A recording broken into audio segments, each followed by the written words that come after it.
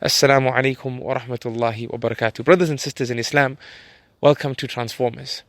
You know what? One of the best things we can introduce in our lives is a cave day. Alright, we live in the modern world. Let's not call it a cave day, let's call it a thinking day. Why do I say this? Why do we need thinking days? Well, brothers and sisters in Islam, we literally live through the hustle and bustle of life. And yes, I liken our lives to a busy city because it just feels like that. There's just so much going on, right? Especially if you're a parent, especially if you're married, depending on the different roles that Allah subhanahu wa ta'ala has blessed you to hold. There's just so much going on, and literally we feel the blessings of time being lifted. An hour just doesn't feel like an hour anymore. So when you live through life like this, you tend to stop thinking, and you end up just becoming routined, like a robot, right? Existing through life. And no one should exist through life, we should live through life. There's a difference between living and existing. And a thinking day helps ensure that we have that living component present in our lives, that we feel alive with the life that we have.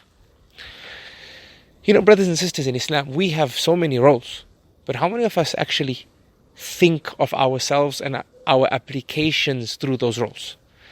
We have mandatory roles in life, roles that we can never ever give up, like being a parent, like being a child, like being a sibling, like being a servant of Allah.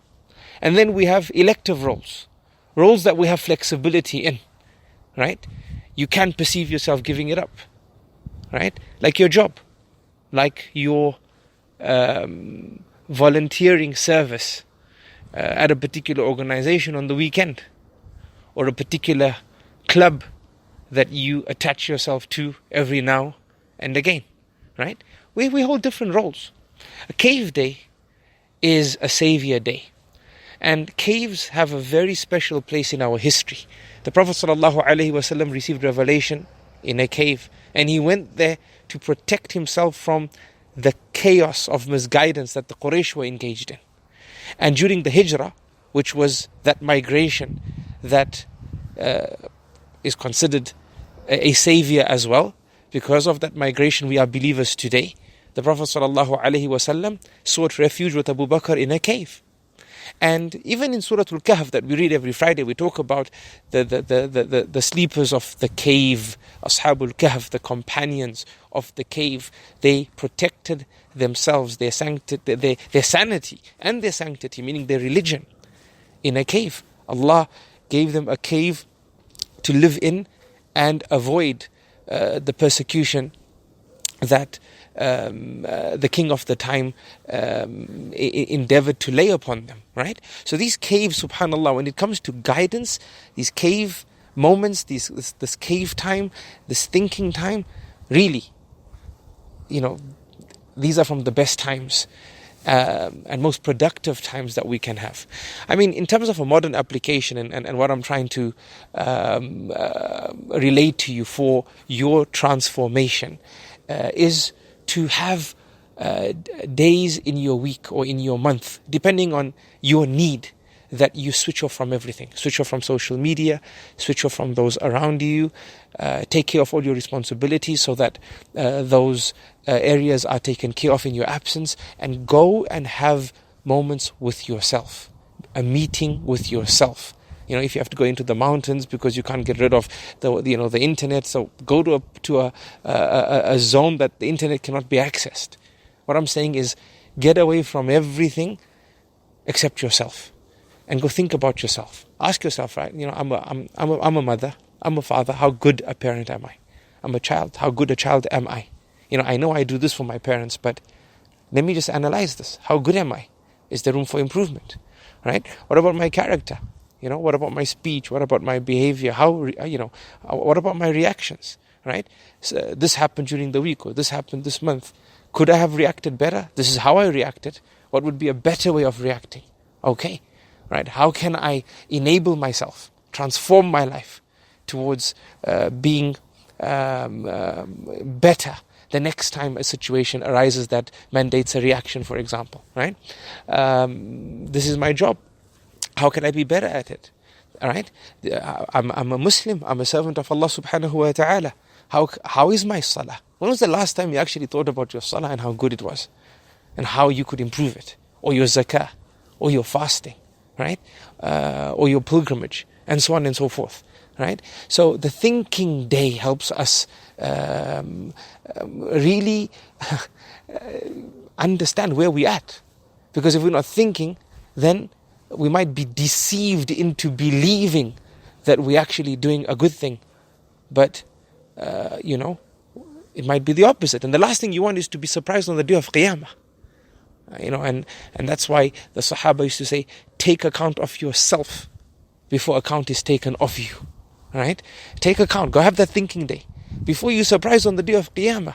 And it is said that it was said by one of the companions that the people are sleeping, but when they die, they will wake up. We don't want to be, from that group. We want to be awake when we are alive. So when we pass away, we can rest. Right, brothers and sisters in Islam?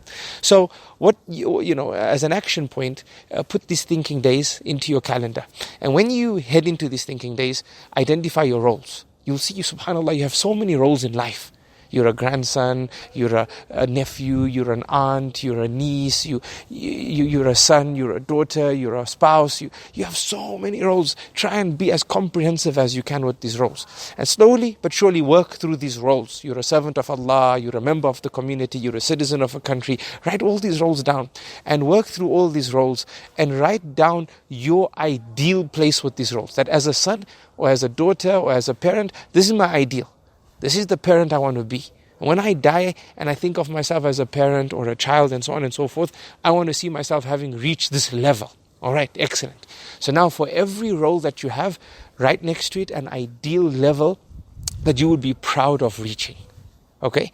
Then the next step is go through each role and do a gap analysis. A gap analysis is you now understanding where you are right now and how far you are from the ideal that you would want to achieve with regards to that role.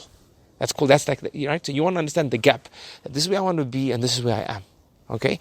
After you do that gap analysis, do what we call a root cause analysis. Try and analyze the causes why you are not at your ideal.